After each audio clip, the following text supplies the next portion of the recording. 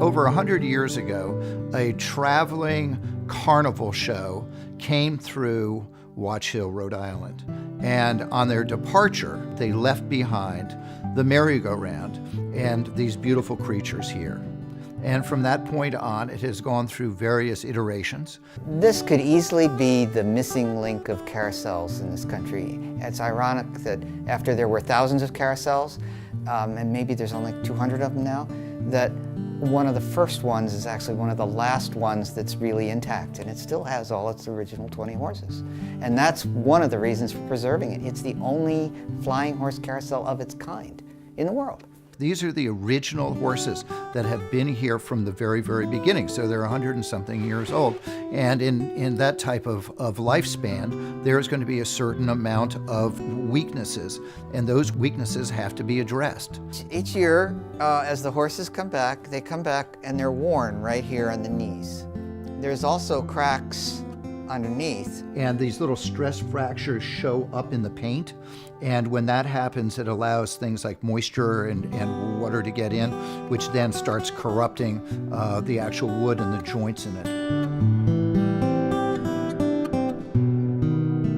They have asked me to do some replicas that could be on there for periods of time while we're restoring the old ones. So when something's damaged in the summer, there has to be something to replace it. So the longer you can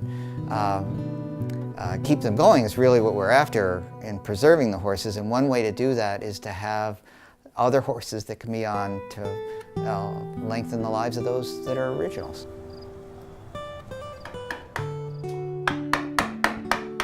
When I build a replica horse, I do it really in much the same way they would have done it 150 years ago. I buy approximately 10-inch by 2-inch boards and take those boards and glue up something. It almost looks like a mailbox. And then cut out a series of legs, and ironically, the legs, all four of them, are very similar, on a bandsaw. Well, this gives an example of what the horse legs start like. And then once it's in its box shape and it's glued together, I start to carve it down. I just do some rough carving to start with 1.5 inch chisel, and then finer chisels. Every day that there's a replica horse on the carousel, that means one of the originals lives a little longer. If you were to talk to any small child, those experiences that they had whirling around that merry-go-round and trying to grab that ring is something that is part of their fabric of their lives.